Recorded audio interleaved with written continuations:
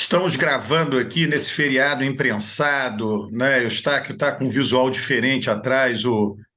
Bom, eu também, né? Quem não está diferente é Né? o Renato. O Rocha, então, nem se fala.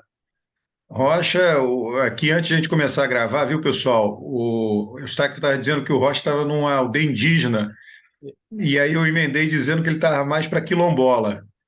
E aí nada, ele está nos terrenos de homem branco, não tem essa Ele, não. ele, ele tá fazendo, o Rocha está fazendo uma homenagem à Marina Silva e à Sônia Guajajara, entendeu? Que é as duas mulheres do governo que estão sendo atacadas. Então ele está Você- solidarizado com elas. Vocês Para quem sabem que olha o o. mapa e imagina que o Paraná não tem litoral, o Rocha está mostrando que tem a belíssima Ilha do Mel naquele estado. É, E eu aproveito para fazer um pequeno comercial. Em Curitiba, vamos fazer de 23 a 29 de julho a reunião anual da SBPC. O Rocha vai estar, queremos que o Lula esteja, o Rocha ainda não conseguiu essa boca para a gente, para o presidente da República abrir, e vai, enfim, ser uma grande festa da ciência com a Universidade Federal do Paraná trabalhando de uma maneira estupenda e que mostra que o Paraná tem muita coisa boa e, enfim, não podemos reduzir o Paraná à mal afamada República Não podemos Espírita reduzir o Paraná ao Bolsonaro. Rocha. Tem muita coisa boa. é o seguinte, primeiro é o seguinte, o meu pai é de Tupanatinga, em Pernambuco. É uma cidade muito próxima de Garanhuns, onde Lula nasceu, e do lado de Buíque. É uma cidadezinha bem pequena. E é uma cidade de quilombolas. É porque o meu pai, o avô dele era escravo. Então, Ô, Rocha, uma pergunta ah, que eu acho que eu nunca te fiz, a gente pode fazer aqui no ar, não tem? Você, em Curitiba, no Paraná, já foi vítima de racismo? não pelo seguinte, se você colocar um paletó e uma gravata, um blazer bonito e uma roupa bonita, você passa, Ô, né? Rocha, mas sua cor de pele destoa em Curitiba, não destoa? Ou, Estou dúvida. ou você é o seguinte, mas você, na sua visão, assim, no seu dia a dia, né? De fato, assim, visão do dia a dia. Tem mais gente que se parece com você em termos de cor de pele? Você vê isso?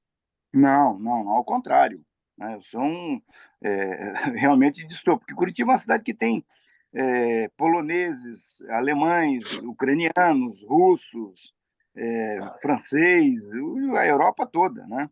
Italianos em grande Tem muito quantidade. polonês. Eu sei que aí eu acho que no Brasil se destaca de polonês, não é não? Eu acho que a maior Ucraniano colônia, também, ucraniano. Ucraniano. a maior comunidade aqui em Curitiba é a italiana, É né? Santa Felicidade, né? Isso, tem um bairro grande, chamado Felicidade, e outros, né? E tem a famosa Colônia Sicília, que foi aqui também, tem uma história. Mas eu ia dizendo o seguinte: a minha família, eu sempre brincava com meu pai, é o seguinte: ele era negro, nordestino, ateu, comunista, Comunista. sindicalista. Eu falei, rapaz, o que você vai fazer em Curitiba? Tanto lugar para você ir no mundo, se veio parar em Curitiba. E ele veio para Curitiba e foi um cara bem sucedido aqui, né? Ele fundou o Sindicato das Indústrias Químicas, é, tem uma homenagem até hoje muito bonita lá no sindicato para ele. Ele se tornou suplente de vereador pelo PTB, quando em 64 teve o golpe, ele era suplente de vereador pelo PTB. Enfim, ele foi uma figura bem sucedida. Depois ele voltou para Curitiba em 79, porque ele gostava demais de Curitiba, morreu aqui e ainda antes de morrer ele teve nasceu o artista, né, o escultor, o artesão, né, e ficou também muito conhecido, deixou uma obra bonita.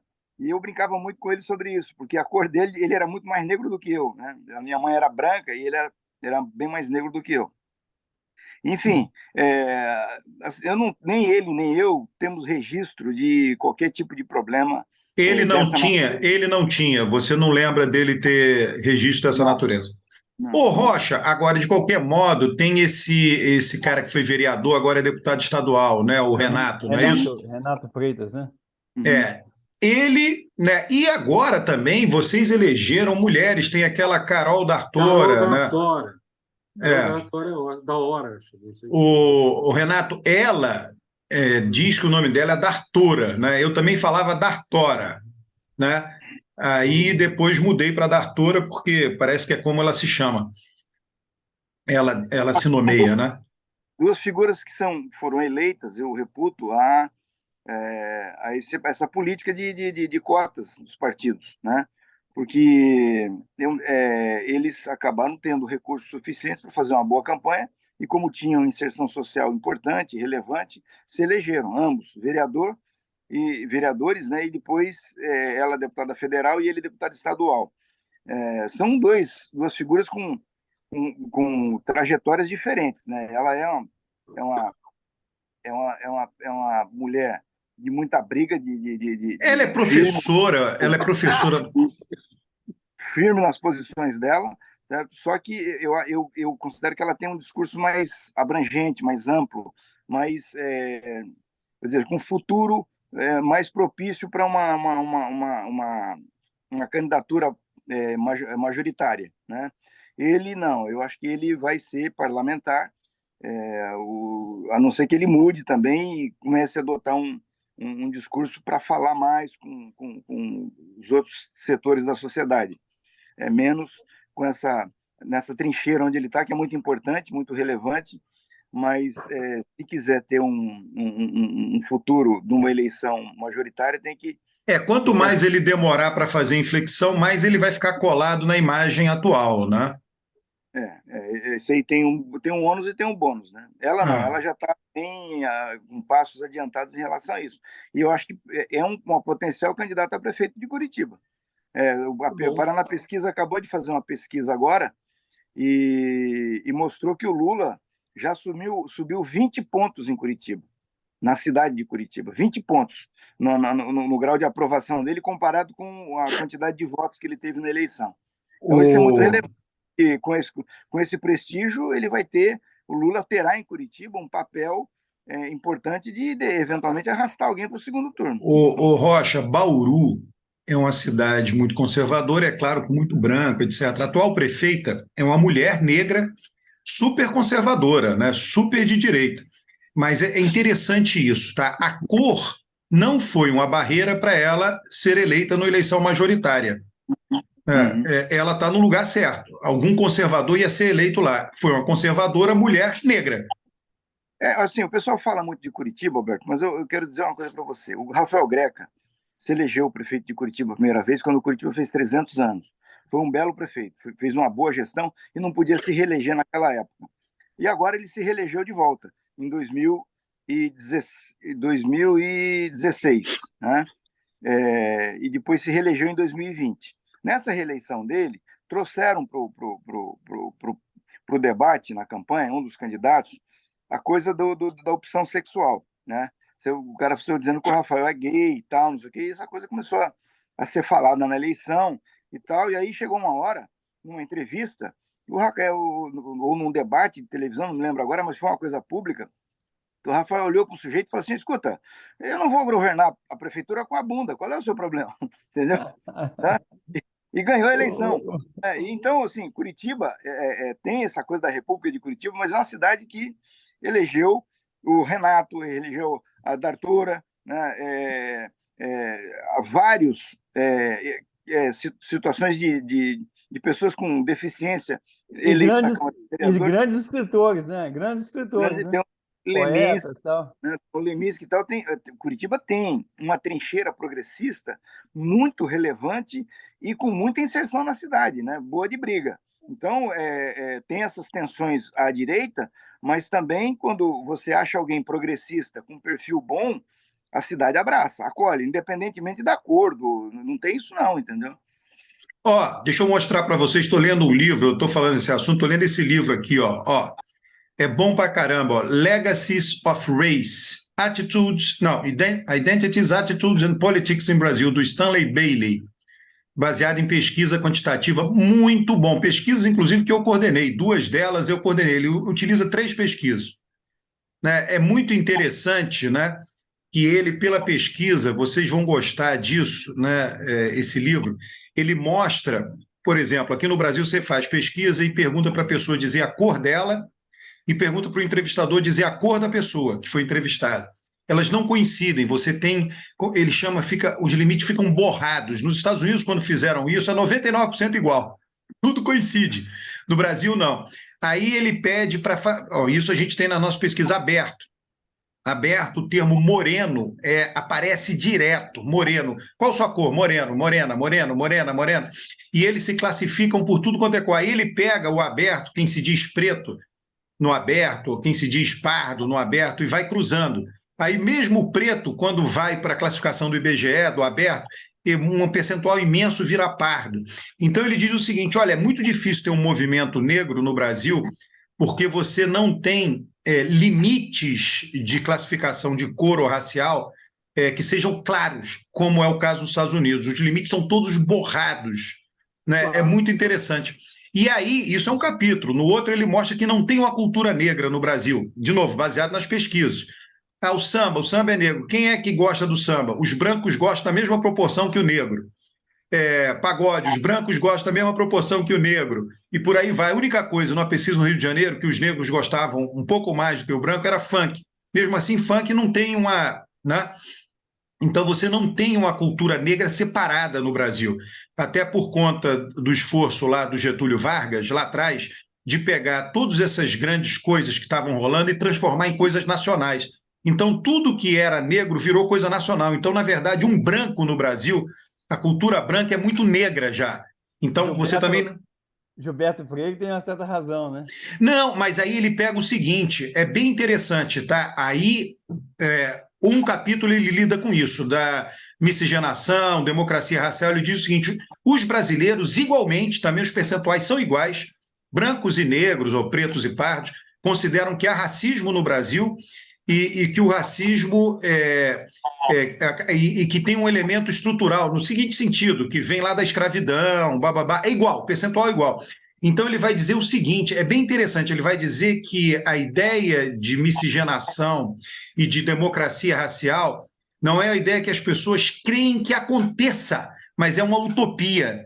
É o que as pessoas acham que o Brasil poderia fornecer ao mundo, e inclusive poderia fornecer ao próprio Brasil. Cara, é muito legal esse livro, muito legal. E ele mostra que nos anos 50, o movimento negro, ele pega várias passagens, tinha teatro negro, não sei o que lá, ele já pega assim, a democracia racial como utopia. Então ele pega as peças e as passagens que o próprio movimento negro dizia, olha, o Brasil não é segregado como os Estados Unidos, etc. A gente está no caminho certo. O que falta? Falta colocar o negro na mesma posição social do branco. Né? Isso é a utopia, né? Essa coisa da miscigenação e da, digamos, a aceitação na sociabilidade, ela tem que virar uma aceitação nas posições sociais. É muito legal o livro, viu? Sabe que eu acho que eu tenho um palpite sobre isso, que é o seguinte, a origem, né, é que determinou um pouco essa coisa de como é nos Estados Unidos e como é aqui. A Península Ibérica já tinha essa mistura. Portugal já chegou aqui, o português já chegou aqui com a pele escurecida. Os mouros ficaram 7 séculos na Península Ibérica, os judeus ficaram lá 7 séculos convivendo com os mouros, com os europeus e tal, e a Inglaterra, a Irlanda, esses países mais para cima não tiveram esse processo. Então, a relação desse pessoal da Península Ibérica com os negros era diferente. Ô, Rocha, já tinha africano em Portugal, quando Portugal veio para cá. Já tinha africano do oeste da África.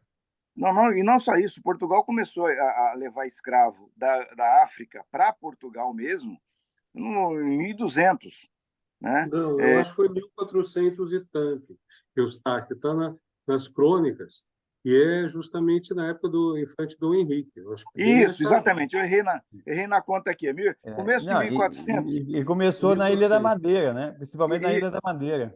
Ele que recebeu as primeiras levas de escravos em Lagos, no Algarve. Isso. Exato. Então, e aí eles começaram um processo que não existiu no norte da Europa, né? Então, eu acho que isso aí faz a diferença, porque aí os portugueses já se misturavam com os negros, né, e com as negras, essa coisa do português ter filho com negra, que se verificou no Brasil em grande escala, já vinha de lá, né? Então, eles não tinham essa coisa. Óbvio que a escravidão ela determinou muita coisa, ainda determina, né? Não, é a Mas posição social, a largada na posição social. Isso é um problemaço. exato, Ô exato. Rocha, agora, esse negócio do No Brasil, casamento interracial no Brasil sempre foi que eles chamam intermarriage, né? Em inglês eles chamam casamento interracial, sempre foi muito disseminado no Brasil, com todas as diferenças sociais, etc., nos Estados Unidos nunca teve. Pois é, E eu no- mesmo, essa tinha cor um que eu tenho problema aqui, demográfico no Brasil. Tinha um problema demográfico no Brasil, é o seguinte, que os portugueses que vieram para o Brasil eram homens, né? Vieram muito poucas mulheres portuguesas para o Brasil. E aí, esses homens, eles foram casar ou eles foram ter relação sexual com as índias Índias e e com as as negras. escravas, né? E nos Estados Unidos foram famílias, as famílias já É, estruturadas foram para lá. e agora exatamente. mesmo, em Curitiba, por exemplo, a minha primeira esposa, a Ingrid, era neta de alemães, né? E era uma alemã, loira, né? E eu tive 2 filhos com ela, um deles mora hoje na Áustria, é cidadão alemão, né? Ele se formou em arquitetura na Alemanha, está morando na Áustria, e uma outra filha que mora aqui em Curitiba, Não tem que como ter também movimento negro, né, Eustáquio? Você acha é cidadão possível ter alemão. movimento negro numa situação dessa? Não tem, rapaz. Assim, Peraí, Roberto, sempre... não leva isso muito longe, você Não, está Ah, radicalizando. mas é o livro, ele é Não, um peraí, caso particular do livro que eu estava não, isso mencionando. é errado. Claro que tem movimento negro, está nas ruas. Mas é Nós ouvimos a mínimo. O ponto Carol. é esse, é que é mínimo. não, não é Não é mínimo, não, mínimo, Alberto. Não é Alberto, mínimo, vai não. crescer. Tá? E tem um lado que você está esquecendo nisso, é que realmente os excluídos, os malditos da Terra, estão se levantando desde o fim da Segunda Guerra Mundial. Tem o Fanon, tudo. Você pode até argumentar que, vamos dizer, a dimensão é diferente, os conceitos são diferentes, etc., mas que os negros estão se movimentando, estão. O exemplo da Carol da Cor é um exemplo desse.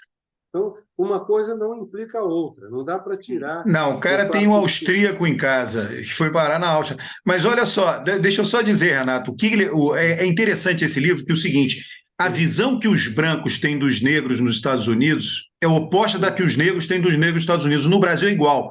O que os negros nos Estados Unidos dizem? Que a situação deles não é melhor, isso tudo pesquisa quantitativa, por causa da estrutura da sociedade. E os brancos dizem que os negros nos Estados Unidos não têm uma situação melhor por causa deles, negros, que não abraçaram os valores norte-americanos. No Brasil, não. No Brasil, tanto o branco quanto os negros concordam que tem a ver com a estrutura da sociedade. Há um consenso social com relação a isso.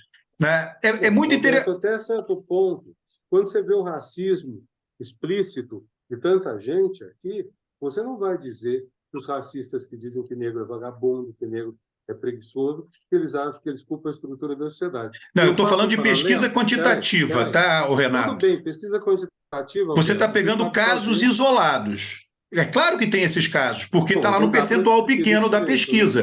Não, Alberto, não, eu estou você dizendo. desqualifica quem diverge de você, não dá. Não, não estou desqualificando, eu estou só dizendo a natureza da evidência. A natureza da sua evidência está dentro da Mas você nem pesquisa me escutou, quantitativa. você nem me ouviu falar. Não, você está Eu estou falando em dizendo, casos.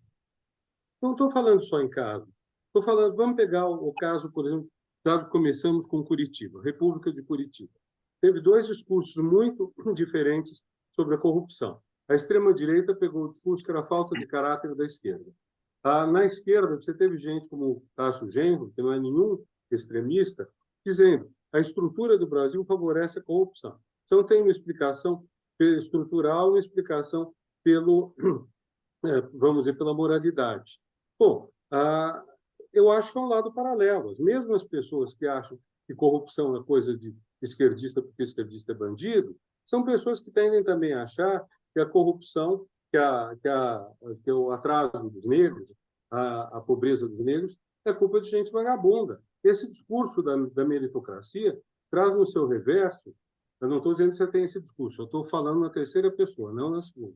Mas o discurso da meritocracia traz como seu reverso a culpabilização dos mais pobres. Você veja, eu sempre defendi o mérito, eu sou um fã absoluto do mérito.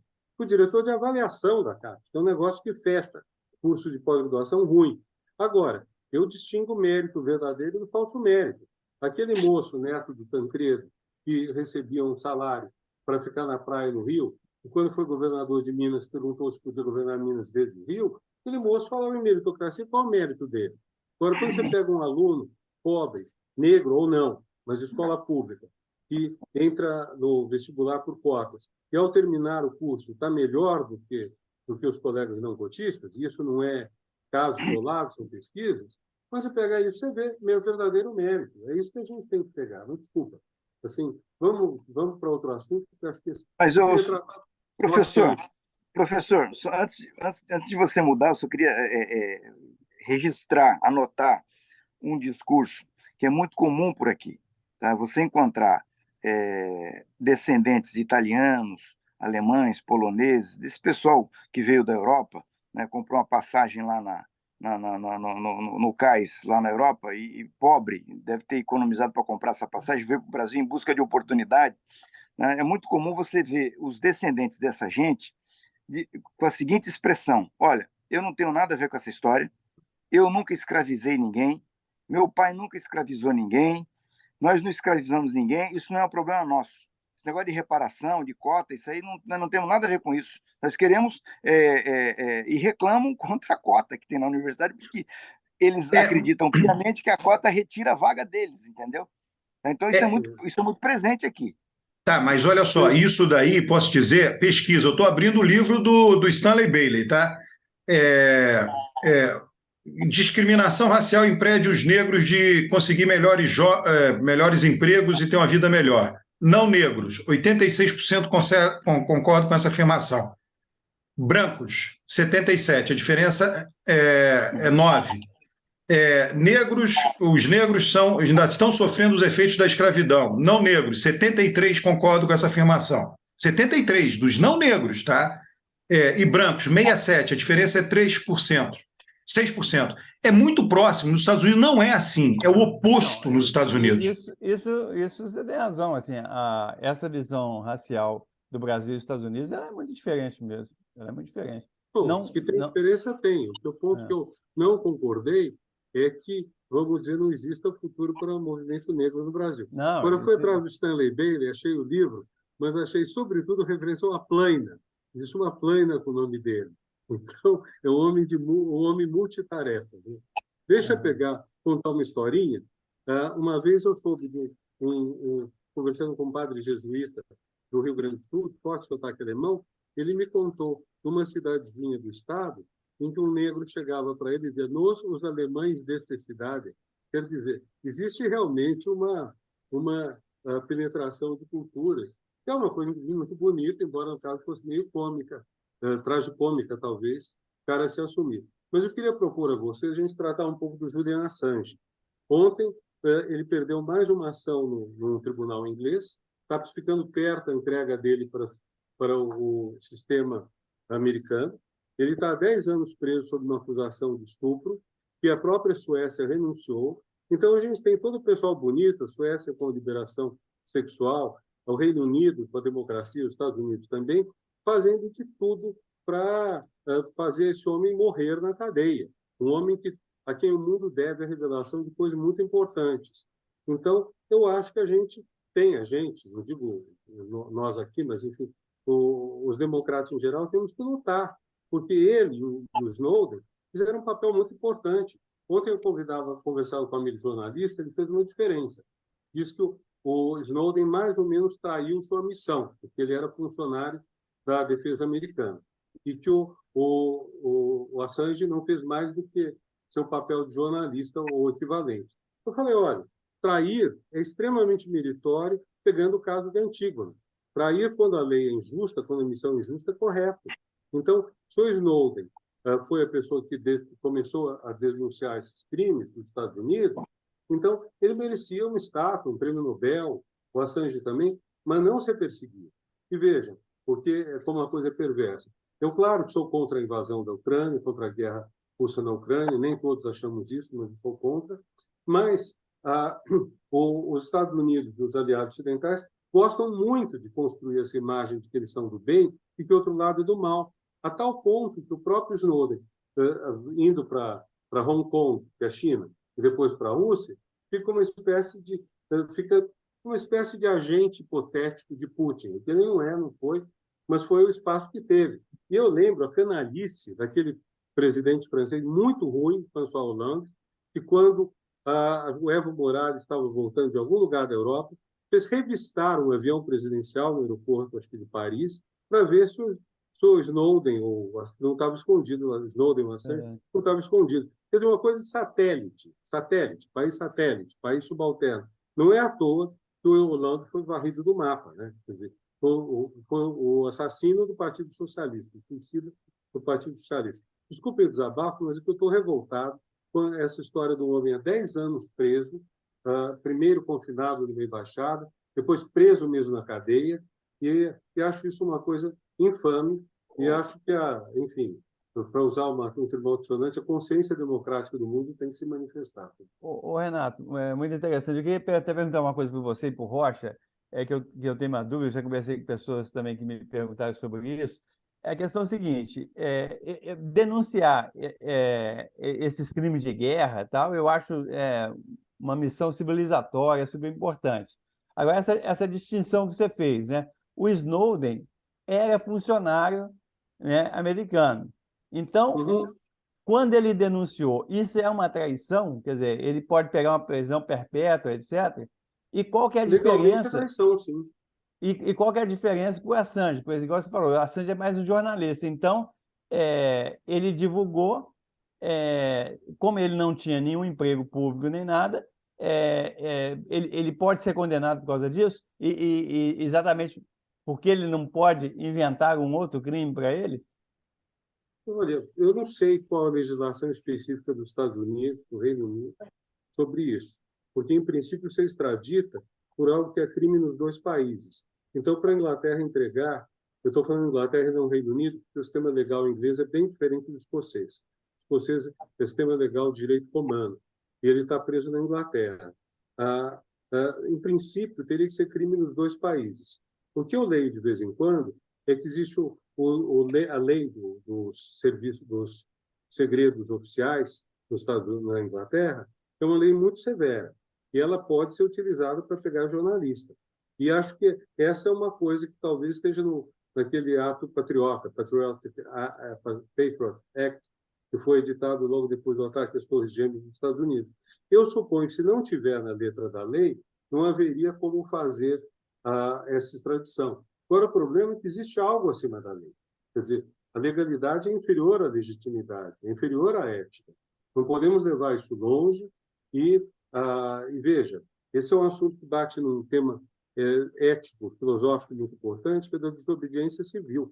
A desobediência civil não é simplesmente você burlar a lei escondido, é você enfrentar a lei e, se for o caso, arcar com a pena, com a consequência, porque você está fazendo um ato público, como Mandela fez, como antes dele Gandhi, como, sobretudo, como também Martin Luther King, mas no caso... sobretudo, né, o Renato, o Henry Thoreau, que é o cara que escreveu Desobediência Civil, porque o que o Thoreau falou? Ele era contra a guerra dos Estados Unidos contra o México, e ele era contra a escravidão, e ele era contra o massacre indígena, né? Então ele falou assim, eu não vou pagar imposto, né? Eu não vou sustentar esse Estado que está massacrando o México, os negros e os indígenas. E aí ele foi preso. Ele tinha dinheiro para pagar, porque era um imposto pequenininho.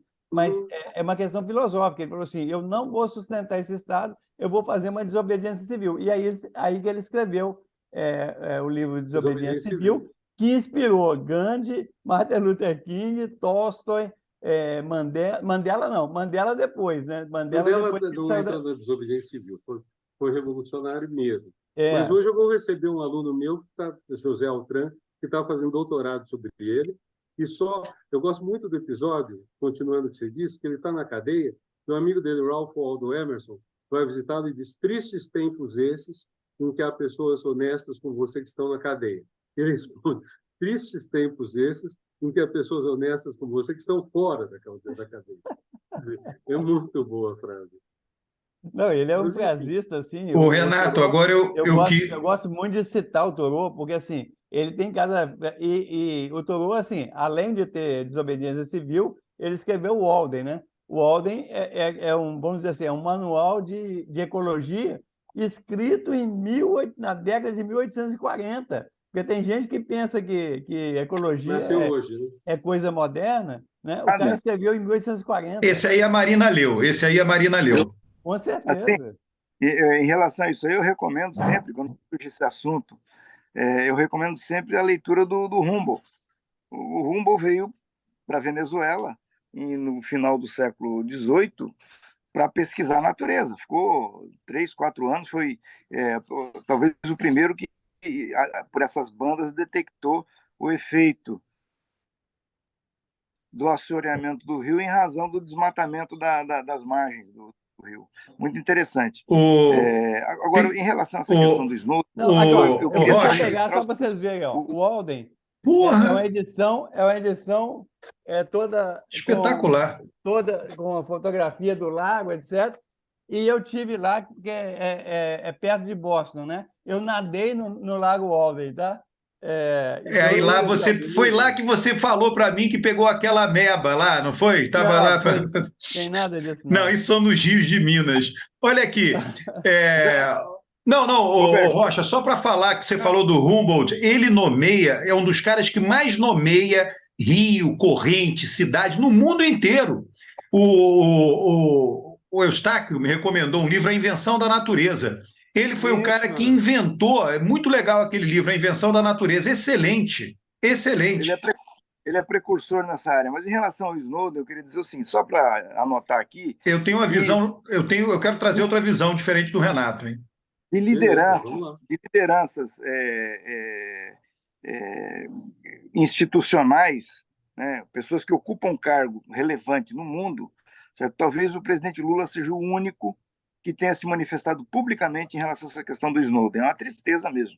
Não, Snowden ou Assange? O Assange. Do Assange, aliás. Inclusive o Lula... do Assange, porque o Snowden, eu não vi ele falando do Snowden, não. Não, em 2020, quando ele foi para... Eu acompanhei, certo? E lá na Suíça, eu presenciei o presidente Lula se reunindo com o pai do Assange, né? E hipotecando solidariedade e tal. E agora, depois que virou presidente, ele já falou de novo. Fez uma crítica clara, né, a esse processo de extradição, que é um absurdo, porque o cara é um jornalista que só divulgou o que entregaram para ele, entendeu? Porque o Snowden está na Rússia, né? Está na Rússia lá. O Snowden está na Rússia. Não, o Assange é um jornalista que divulgou fatos, né, que os americanos até hoje não contestaram e não provaram que não fosse verdade. Então é um absurdo, de fato, o que está acontecendo com ele. E tem que protestar. Eu acho muito relevante que o Lula, um presidente da República, de uma democracia ocidental, diga claramente que isso é uma violência. Entendeu? Não. O Lula está fora do jogo principal, né? Os caras não divulgaram nada secreto do Brasil. Então, a posição dele permite ele fazer isso. Eu não sei se ele teria a mesma posição se ele estivesse no jogo, realmente. O que eu acho, Renato? É isso, né? Eu sou uma pessoa da realpolitik, eu sou uma pessoa das instituições, né? Quando você tem o que o Julian Assange e o Edward Snowden fizeram, foi aumentar os custos da política internacional, aumentar enormemente os custos da política internacional. E aí, eu estou dizendo a análise, né? Quando você tem alguém que aumenta o custo de transação da política internacional, você tem que punir de forma exemplar. É que nem esses jogadores aí que fraudaram aí cartão amarelo e vermelho do campeonato, né?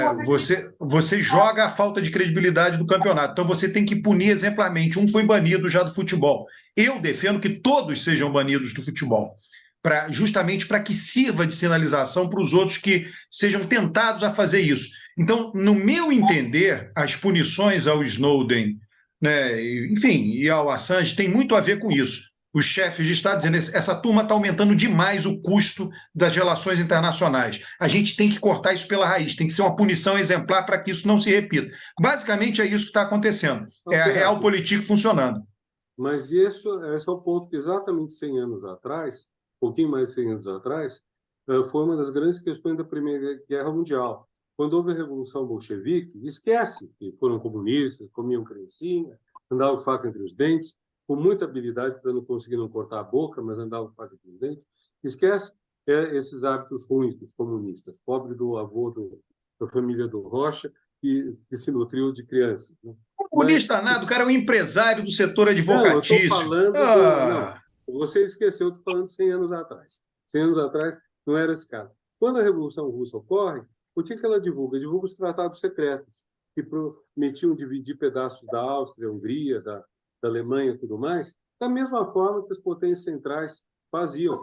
E isso daí representa uma nova época nas relações internacionais. O próprio Woodrow Wilson, que não tinha nada de comunista, muito ao contrário, com os 14 pontos que ele propõe para o fim da guerra, também vai nessa direção.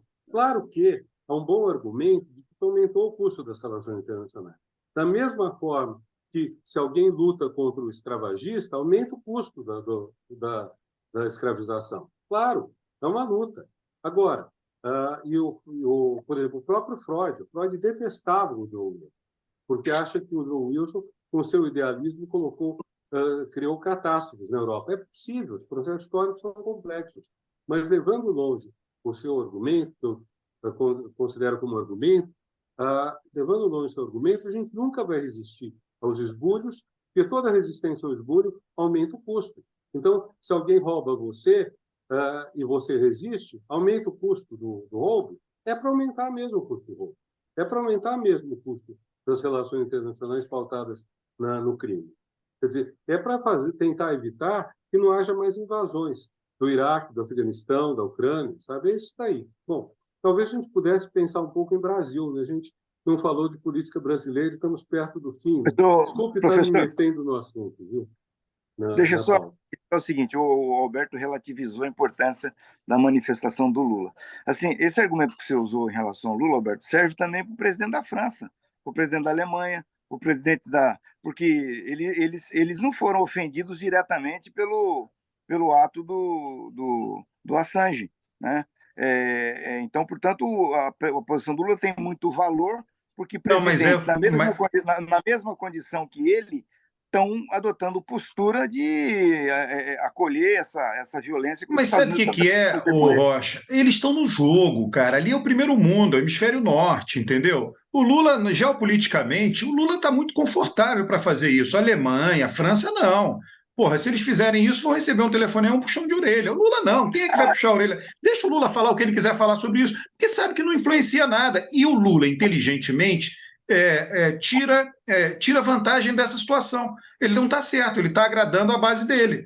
Ele está certo. Eu entendo a racionalidade dele. O alemão não vai. O alemão está muito alinhado com os Estados Unidos, Reino Unido. O francês não vai. O Brasil não. O Brasil está geopoliticamente hemisfério sul.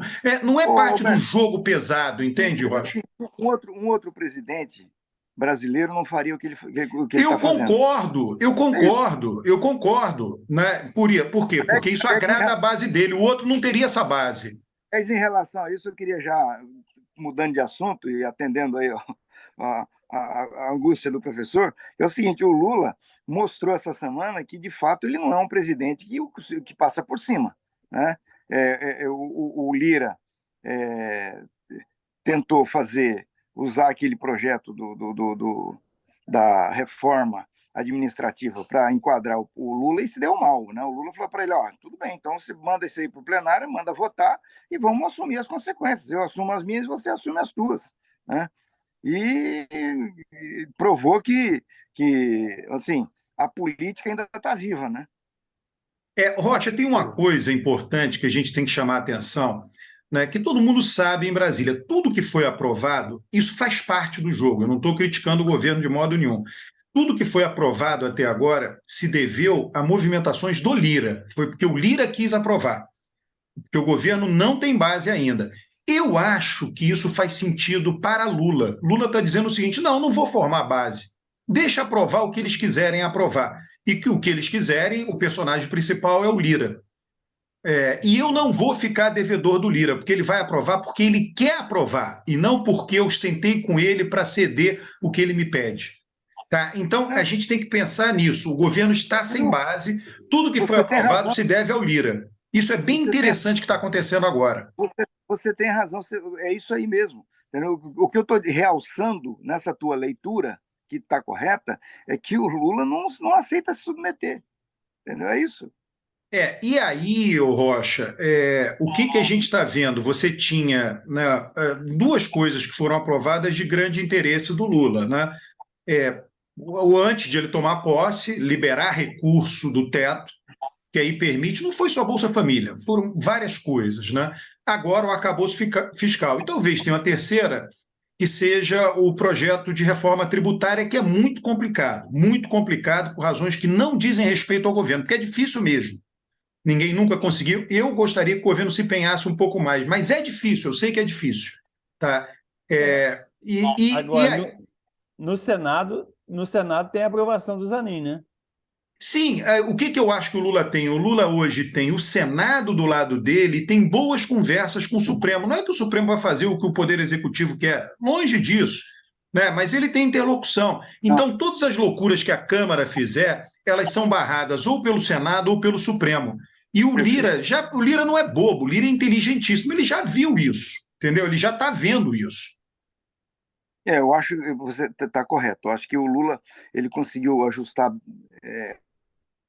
razoavelmente a situação no Senado e no Supremo. Né? Então, ele tem aí uma segurança de tudo, toda a loucura que for feita na Câmara, certo? Ele vai bloquear, certo? Ou com o veto dele, ou com o Senado, ou com o Supremo, né? Como acontece com esse marco temporal. Esse marco temporal ele não passa no Supremo.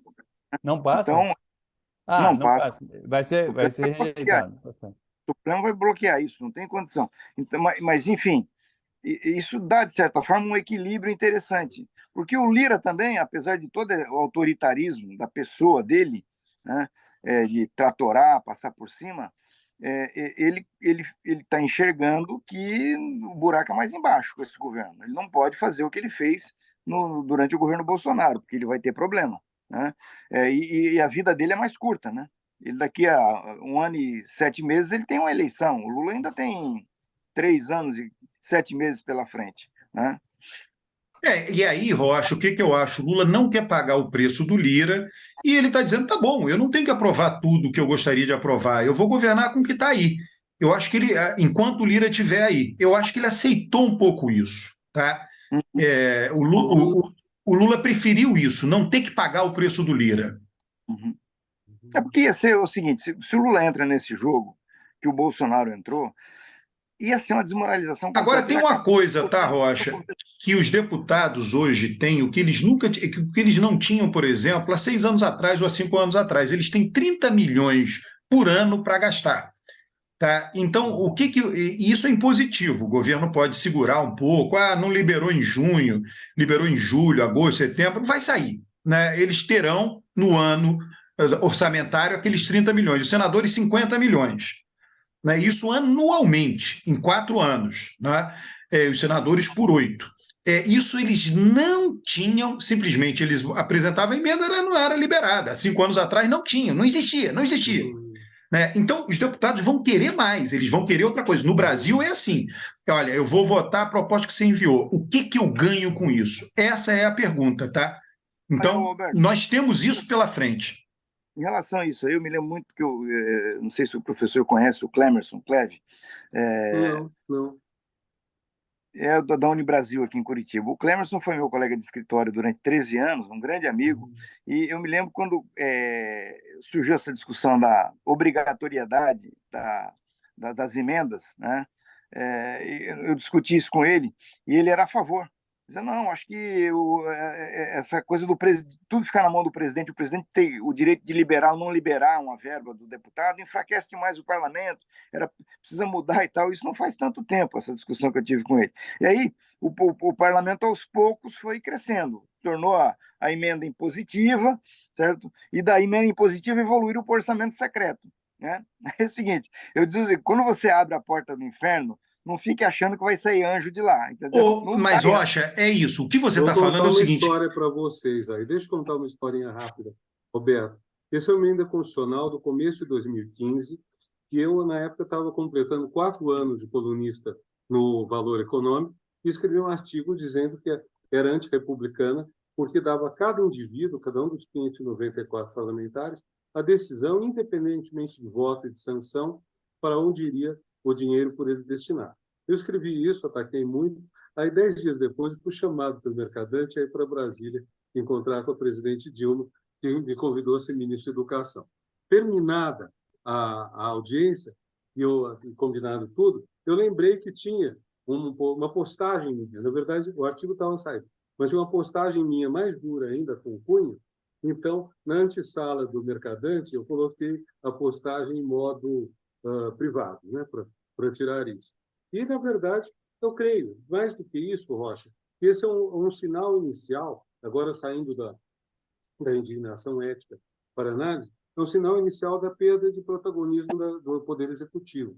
Dilma perdeu muito o protagonismo, até pela circunstância da reeleição. Eu admiro Dilma, respeito, mas foi um estelionato eleitoral, como o de Sarney em 86, como o de Fernando Henrique na reeleição e como o golpe eleitoral de 2018 impedindo a candidatura do favorito.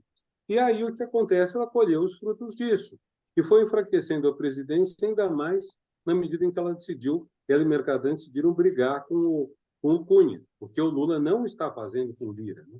E ao brigarem com o Cunha pegou esse poder, mas o Cunha também é engraçado, como foi uma translação sucessiva. O executivo foi esvaziado pelo Cunha, que foi esvaziado pelo Supremo, foi o Supremo que decidiu a tramitação do processo de impeachment, não foi o Congresso, e o Supremo foi esvaziado por um juiz hiperativo de Curitiba, que tomava decisões rapidamente, decisões injustas, incorretas, pérfidas. Mas o Supremo não quis anular nenhuma decisão, né? Ele podia ter anulado. Não. Na época, não. Por isso que eu estou dizendo, os três poderes constitucionais se esvaziaram. Depois, no governo Bolsonaro, o Congresso retomou uma parte, o Supremo retomou mais, e o Moro perdeu o espaço dele pelas razões que a gente sabe. Mas se a gente sai da petite histoire, do pequeno anedótico, e pensa em termos de processo político, começou com um esvaziamento do Poder Executivo. E hoje um dos problemas enormes é esse. Quer dizer, é um pessoal bem limitado, bem fraccionado, unificado apenas pelo empreendedorismo comum a mais de 500 parlamentares, como disse a Lavareda, com esse termo, é esse pessoal que está mamando. E é muito importante, como o Lula disse na campanha, recuperar o protagonismo da presidência da República. Vejam, o Bolsonaro não tinha a menor condição de ter isso. Talvez uma das razões do fracasso do golpe tenha sido também a fraqueza do personagem. Quer dizer, que liderança teria ele? Não tem. É um homem assim de raspadinha, de coisa pequena. Então, nós caímos na mão, vamos dizer, desse pessoal bem pé de chinelo e precisa recompor, aí eu vou dar um termo que o Alberto provavelmente gostaria, uma institucionalidade, que é recompor o papel do executivo. E no presidencialismo, o presidencialismo é a nossa forma de governo. Eu tenho um amor discreto pelo parlamentarismo, eu não vejo condições de parlamentarismo. Mas, Renato, você acha que nós estamos hoje num semipresidencialismo com esse peso todo? Não, eu acho que estamos num presidencialismo esvaziado, enfraquecido. Mas daí a dizer que existe, vamos dizer, Porque, veja, para estar num semipresidencialismo, primeiro, o Lira teria que ter muito mais poder do que tem. Não tem tanto poder assim. Ele está fazendo barganhas. O Lira é um cobrador de pedágio, gente. Ele está lá. Então, se você quiser aprovar um nome, tem que pagar um pedágio. Se você quiser votar, por exemplo, a revogação do ensino médio, do novo ensino médio, tem que pagar um pedágio. Tudo tem preço. Mas não vai muito além disso. Ele tem uma arma tremenda, que é a possibilidade do impeachment. E ele conseguiria, talvez, reunir os 2/3 para fazer o impeachment. No Senado. Não. Por isso que ele não vai fazer, para no Senado. Para no STF também. Para no STF, esquece. Ele não tem isso na mão. Ele sabe que não tem. Mas então, quer dizer, as armas dele são limitadas. Teoricamente, ele tem impeachment, é isso que eu quero dizer. E mesmo que ele conseguisse 2/3 para afastar temporariamente o presidente, que é um golpe terrível, a reação seria muito maior do que foi com a Dilma, e inclusive dos outros órgãos de governo, o Senado, o Superior de Poder. Né? Mas, enfim, eu penso que o papel dele é só esse, Eustáquio. Eu acho que não vai além disso. A questão toda é que os deputados querem mais para continuar votando com o governo. Esse é que é o problema. Né? A nossa cultura política é essa, eles querem mais. Eles não tinham nada, conseguiram impositivos. A minha pergunta, Alberto, é o seguinte: se esse querer mais dos deputados vai inviabilizar o executivo, entendeu? Mas é o que ele está pensando mesmo. É a questão toda, Eustáquio, é que a gente está sendo colocado agora com uma novidade, né? Você pegar. É diferente, as culturas são diferentes. Na Europa, você senta, o Poder Executivo senta com os partidos e diz: olha, meu programa é esse, o que você concorda, o que você discorda, vamos votar. Aqui não é assim, né? Esse é que é o problema, entende? E teria, agora, digamos assim, você está caminhando forçosamente para tentar ser assim, né? Mas os deputados querem cargos, eles vão querer mais, né? Essa que é a questão.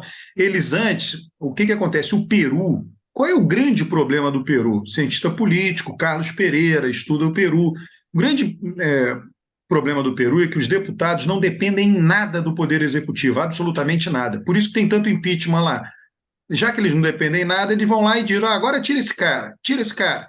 Né? No passado, eu não estou aqui defendendo, tá? No passado, como o executivo liberava as emendas, isso era poder de barganha do executivo. Você botou tua emenda de deputado, se você votar comigo, eu libero. Se você não votar, eu não libero. Tá? Aí, como mesmo votando com o governo, a Dilma não liberava, né? Ela que quebrou todo esse sistema, Eduardo Cunha disse: você não libera, então vou tornar as emendas impositivas. Bom, o deputado vai ganhando. Então ele ganhou tornar impositiva. Aí ganhou um valor tal. Aí depois desse valor ele disse: não dá para aumentar o valor, emenda secreta. Aí a emenda secreta foi ilegalizada. Aí o Lira pegou todo o recurso da emenda secreta e botou dentro da impositiva. Você entendeu? Então vai aumentando, né, o recurso que está disponível na mão do deputado. Ele vai querendo mais. Isso agora já é dele, já conquistou. Os 30 milhões por ano já é. Agora o que eu consigo mais? Essa é que é a questão. Não tem uma saída, eu não sei, né? Os políticos é que vão ter que bolar. A Lula está lá pensando o tempo inteiro a política. Eu não sei qual é a saída. Eu acho que é um, política, fazer política. Isso aí é um estado permanente. É um estado permanente de inconstitucionalidade, isso aí. Né? Porque é uma coisa que ofende assim, mas ofende brutalmente o espírito Rocha. orçamentário da República. Sim, Rocha, mas a gente está nessa situação e você não muda, porque são os deputados que teriam que votar que a emenda deixasse ser impositiva ou que deixasse ser 30 milhões. Eles não vão fazer isso. Então o que você faz daqui para frente? Eu entendo o que você está falando, mas o problema é o seguinte: a gente está nisso. O que você faz daqui para frente? O que faz daqui para frente é fazer política e fazer uma maioria parlamentar na próxima legislatura e tentar mudar isso. Não, eu sei, mas como? A questão é isso como? Porque você... Foi o que eu estou dizendo. São ganhos sucessivos dos deputados. Uma vez conquistado, não vai voltar para trás. Eles vão querer mais, né? E eles vão querer mais, forçando o Poder Executivo a ceder mais. Né? O poder não vai ceder, né? Então tá bom. Então como é que vai fazer para aprovar daqui para frente? Vai sentar e dizer: olha, eu quero aprovar isso por isso, isso, isso? Né? É uma questão, tá? É uma questão. Indo nessa direção, eu acho que a resposta... quer dizer, o que nós temos? Nós temos um Estado inconstitucional, o Congresso, a Câmara votando um marco temporal que agride totalmente a letra da Constituição, além do espírito da própria letra, e isso daí, todos esses abusos foram sendo cometidos, mas você não resolve isso entrando com uma ação no Supremo ou qualquer coisa. Você resolve isso mediante conversas, mediante política, por isso que a saída para uma crise política é sempre política, não é outra. E tem realmente que fazer que o eleitorado pare de votar, enfim, em qualquer picareta, em qualquer demagogo. Agora, eu só queria fazer um comentário ainda, acho que estamos perto do fim, mas uma coisa que muita gente fala que o brasileiro é conservador. Eu tenho a tese de que desde nas eleições democráticas, de 45 para cá, de modo geral, ganhou quem estava à esquerda. Eu não estou falando de esquerda.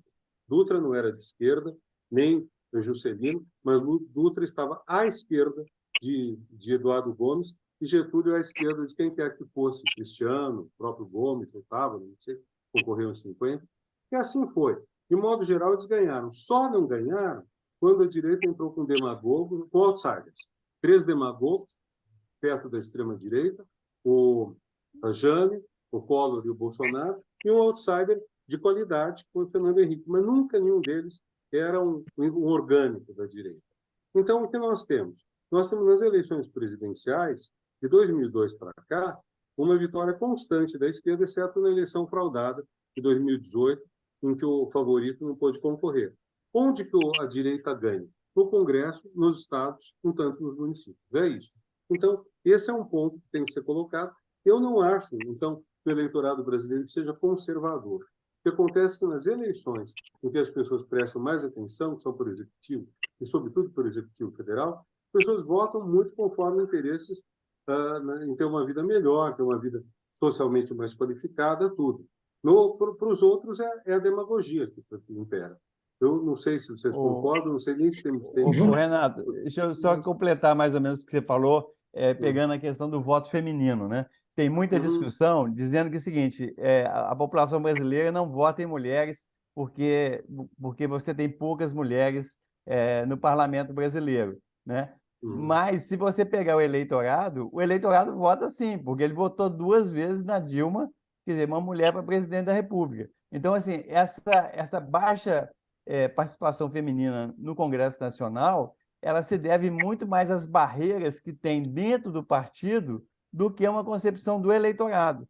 Se você tirar essas barreiras, é o caso da Artora, aí em Curitiba. Se você tira essas barreiras, dá o mínimo em condição, o eleitorado vota, entendeu? Então, Pessoal, eu acho interessante essa análise. você está sua, atrapalhando a Praia concordo. do Rocha, o Eustáquio. Você está atrapalhando, o cara já está pronto para ir para a praia. Antes de terminar, eu quero mostrar para vocês aqui a Ilha do Mel, onde eu estou. Fenomenal, fenomenal. Dá inveja na gente, não, Roger? Fenomenal. Muito bom, muito bom. Eu estou vendo que está quente aí, está um clima bom. Tudo isso é falso. Vocês não veem que isso é um quadro que o Rocha pintou? Aí está gelado. Inteligência artificial. Terrível. O Rocha está num lugar fake.